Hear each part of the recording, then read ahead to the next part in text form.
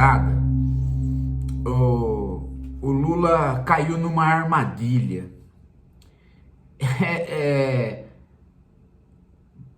Veja como o pensamento conservador, ele é tão forte que ele vai impregnando tudo por conta do próprio senso comum. E o Lula acabou incorporando uma visão de inflação que ele não tem. Ele não tem aquela visão. Mas a hora que ele foi tratar do tema de maneira popular, ele acabou tratando com a visão de senso comum conservadora, de que há uma inflação de demanda. É só diminuir a demanda que a inflação desaparece. E aí, né, Lula não tem essa visão. Mas na hora de falar, na hora do aperto, na hora do impensado, muitas vezes, a gente acaba cedendo àquilo que está à mão, né? Aquilo que está mais fácil. E ele acabou dizendo que era só você parar de comer algumas coisas, comprar algumas coisas, que o preço delas baixava. Isso é uma visão. Primeiro que não se fala isso, né? Porque dá margem para as interpretações maldosas do tipo da que a oposição fez. Mas o problema maior é que isso é uma visão de inflação que não corresponde à inflação brasileira. A inflação brasileira não é de demanda.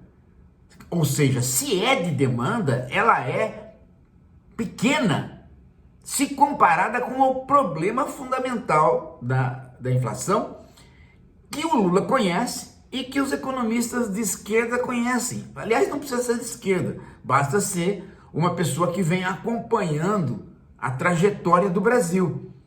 Desde que eu sou garoto, o Brasil enfrenta um problema que é ser um produtor de alimentos, ser um exportador de alimentos, alimentar parte da China e, no entanto, não alimentar o brasileiro, porque as coisas aqui são mais caras. E a solução, desde o tempo da ditadura militar, era o quê? Exportar bastante e, quando encarecia aqui alguma coisa, importar. Esta solução, ela é paliativa. Ela é paliativa, ela é de um momento.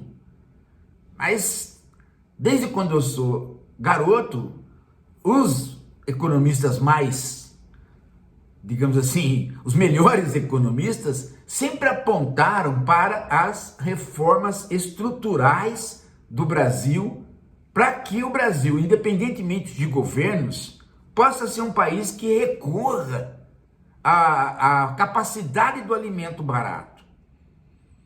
E como que é feito isso? E por que nunca é feito? É porque quando no Brasil não se tem continuidade desta política, aliás, não se recomeça essa política faz algum tempo. Qual? O investimento na infraestrutura do país. Então, a primeira coisa, gente, a primeira questão é preciso uma ampliação da reforma agrária. É preciso ter mais pequenos produtores. Esse pequeno produtor, a tendência dele é vender para o mercado interno. E ele está próximo da cidade. Se você tem um país de pequenos produtores, eles ficam próximos da cidade e eles fornecem a comida barata para a comunidade. Sempre mais barata dos grandes produtores que vão exportar. Sem contar que eles estando você tendo um número de pequenos produtores, você tem aí a chance de driblar o transporte. Bem, então este é o problema que precisa ser enfrentado. Né? A reforma agrária sempre é pensada de um ponto de vista moral. O sujeito é um sem terra, tadinho dele, foi expulso da terra. Não. Questão técnica de qual tipo de divisão da terra que você tem que favorece a alimentação. Esta é a questão. A outra questão da infraestrutura é o próprio transporte. O Brasil optou pelo transporte mais caro, que é o transporte rodoviário. Deixou de lado a ferrovia, mas se fez uma infraestrutura de transporte pelos rios. Os rios se tornaram, boa parte dos rios se tornaram navegáveis, mas não se atualiza essa infraestrutura e não se faz a interconexão entre a produção e o transporte fluvial. Tem que ser feito. Aí é a infraestrutura. Outra coisa é a questão do treinamento das pessoas, né? Você tem que fazer um investimento no campo da melhoria da mão de obra para que vai lidar com a situação do pequeno produtor. Então aí, é tecnologia. Você tem que ter uma Embrapa fortalecida para ter tecnologia que favoreça o pequeno produtor que vai surgir. E o crédito.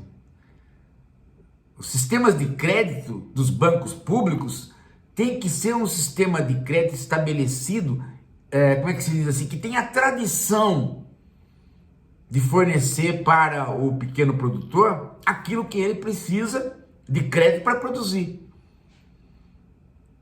Agregado a isso, você tem que ter o quê? A possibilidade de guardar a produção. Então você tem que ter silos, armazenamento, capacidade do país de ter armazéns que faz com que a comida não se estrague, que o alimento não se estrague, para não só intervir na subida de preço, mas realmente para ter, né, a capacidade de guardar. O desperdício no Brasil é fantástico. Não é só a questão eu vou ter silos para a hora que sobe o preço da coisa, eu entro com o alimento comprado pelo governo. Não é só isso. É a questão do desperdício. Se produz e vai para vender. Não vende, joga fora. É assim que funciona no Brasil. O desperdício no Brasil é fantástico. Então, as coisas precisam começar a ser feitas. Não tem bala de prata do tipo, vai resolver o problema da inflação de alimentos. Não tem bala de prata. Tem que começar a fazer esse tipo de política que não é feito. Não foi feito durante o governo Sarney, não foi feito durante o governo Collor, não foi feito durante o governo Fernando Henrique. E no governo Lula, que começou a ser feito, não teve continuidade, nem no governo Dilma. Já do governo Lula para o governo Dilma já não teve continuidade. E depois descambou, né? Com Temer e Bolsonaro, aí descambou. Descambou de vez, a ponto de, inclusive,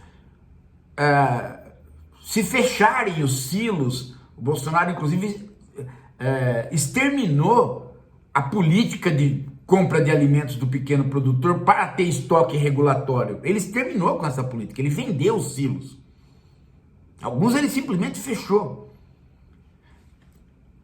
E como é uma política de médio prazo e de longo prazo, todas essas medidas, e elas precisam ser articuladas, elas têm dificuldade de ser implementadas no Brasil exatamente porque você não tem continuidade. E quando você tem a oportunidade de continuidade, você fica tão preocupado com outras questões que você descuida dessa estrutural. O governo Fernando Henrique teve 2 mandatos e ele não fez nada neste campo. O governo Lula, junto com o governo Dilma, tiveram 3 mandatos e meio e não houve um investimento na infraestrutura deste porte. Aí, quando aperta, não está funcionando tal coisa, não está funcionando, então privatiza os portos, privatiza. Acaba caindo na solução do imediatismo, né, de se livrar do transporte para ver se ele baixa preço ou se tem continuidade e assim sucessivamente. Resultado, depois de algum tempo, fica pior. Então tem gente agora, dentro do PT, que não pensa por esse fio condutor. Quer resolver com bala de prata. Então começa assim, vamos taxar as exportações. Já que o agro exporta bastante, ganha muito dinheiro em dólar, mas a comida aqui dentro tá cara, vamos taxar as exportações. Você pode taxar as exportações, a curto prazo dá um resultado. A médio prazo você inibe as exportações e você perde no PIB. Então também é uma solução complicada. Então tudo faz a gente acreditar, e se você perguntar para os técnicos, se você perguntar para os economistas que têm uma visão técnica interessante do problema, que tem uma perspectiva mais à esquerda, você vai ver que sempre eles vão falar a mesma coisa. Aliás, nós falamos isso aqui desde quando começou o canal. Vocês vão ter vídeos e vídeos e vídeos dizendo, reforma agrária, pequeno produtor, crédito, questão do transporte, infraestrutura geral, e agora, questão do Embrapa, e agora um adendo a mais. Agora eu digo, agora é aspas, já faz 20, 30 anos, 40, mas agora que eu digo que todo mundo está vendo, é que tem que haver uma política climática mais radical. Tem que parar o desmatamento urgente, tem que optar por uma coisa que o Lula não entende, que é a Amazônia é santuário, não vale a pena projetos de desenvolvimento na Amazônia. Tem que parar a mineração, tem que parar o desmatamento, tem que parar com a ideia de que você vai plantar coisas na Amazônia ou tirar coisas da Amazônia. Aquilo é santuário. Aquilo como santuário garante o clima. Garantindo o clima, você tem muita terra no Brasil para ser cultivada que vai poder dar o alimento sem as intempéries que estão não crescendo. Daqui a pouco, tudo isso que eu falei sobre infraestrutura já não dá mais para fazer, porque o problema do clima vai ser tão grande que aí, meu amigo, aí não tem jeito. Aí é catástrofe em cima de catástrofe, é enchente em cima de enchente, é furacão em cima de furacão, né? Que no Brasil não tem, mas vai começar a ter. É calor fora de hora, é frio fora de hora, é geada em lugar que nunca teve geada, e assim por diante. Veja o problema que deu no Rio Grande do Sul. Então, daqui a pouco, todo esse processo de infraestrutura que os outros países fizeram, para nós já não vai servir mais, porque o clima vai nos pegar e nós estamos adiantados na destruição da natureza e da Amazônia. Em 40 anos nós destruímos a Mata Atlântica. O Lula vem do Nordeste para São Paulo, desce para a praia todo final de semana, quando morava em São Paulo, e não percebia que a Mata Atlântica estava acabando. Por quê? Porque para ele, a mata não é importante, porque ele chega aqui, que beleza, tem a mata, tem os prédios, tem São Paulo, isso é o desenvolvimento. E a ideia é, agora a gente leva esse modelo para a Amazônia. Os caras não percebem, gente, que não é possível esse modelo mais. Eles não percebem que essa palavra desenvolvimento sustentável é um engodo. Tem lugares, gente, que ou são santuários, ou outro lugar que não é o santuário, vai se transformar num lugar de catástrofe eterna. E aí não adianta ter transporte, não adianta ter pequeno produtor, nem nada. Aí, meu amigo, é você ficar vítima de uma situação arcaica. Você vira um homem primitivo, vítima de enchente, vítima de coisas, de um revés da natureza que a gente imaginava não, que a gente pode dominar. Tem condições de evitar. Então as medidas são essas. Tá tudo aqui nesse vídeo. Vai se enfrentar, a esquerda nós vamos enfrentar uma população que talvez não tenha esta clareza e, sentindo no bolso o aumento do preço dos alimentos, pode entregar esse país na mão de um Tarcísio. Aí, meu amigo, aí não tem volta. Aí é a barbárie total. É a barbárie total. É a privatização, é polícia na rua estuprando os outros, jogar a escola pro buraco, é essa coisa. É o resto do bolsonarismo. Aí não tem jeito. Aí não tem jeito. Aí é a desgraça total. E mesmo Lula continuando na preferência nacional, pode ser uma eleição apertada e até perder para um Tarcísio, porque nós vamos estar com esse problema do preço dos alimentos este ano e o ano que vem. Então tem que tomar essas medidas que estão sendo tomadas, de cortar imposto e tal, mas tem que começar as outras estruturais. Elas vêm a médio prazo. E se a população percebe que você está tomando medidas sérias pela primeira vez, uma parte da população mais esclarecida acaba falando, conversando, escrevendo, muda a perspectiva e isso se espraia para o resto da população. Agora, quando você começa governo e você nunca trabalha com a infraestrutura, vamos, né? Veja só, gente, ao invés de pensar na infraestrutura daquilo que falta, quer se construir infraestrutura onde não falta.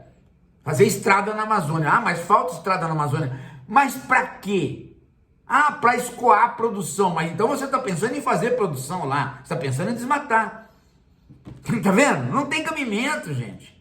Não tem cabimento. É uma burrice que está entranhada no Brasil. E se revela, às vezes, na fala até de quem não é burro, até de quem pensa diferente. Na hora de falar, o Lula foi lá e falou para parar de consumir, como se a inflação fosse inflação de demanda, como se a gente deixasse de comprar tomate em 2 semanas, eu vou ficar sem tomate 2 semanas, aí cai o preço. Não cai, não é assim que resolve, porque a inflação não é por conta de você deixar de comprar. É claro que se todo mundo para de comer, acaba a inflação, acaba também todo mundo, né? Morre. Que é a solução da direita, né? Não vamos gastar. O Estado não pode dar Bolsa Família para ninguém, as famílias não podem gastar, porque aí não tem demanda, não consome, não tem inflação. Que beleza! E também não tem população, morre todo mundo. Fica só, né, não fica nem os brasileiros ricos, fica só o Walter Salles e o Elon Musk no planeta. Tenha santa paciência. Eu quero ver, né? O Elon Musk vai soltar foguete para quem? E o Walter Salles vai fazer filme para quem? Os caras, é duro, né? Mas, dizia o Aristóteles que o homem é um animal racional. Estou à espera disso. Desse tal de animal racional. Daqui a pouco a gente volta.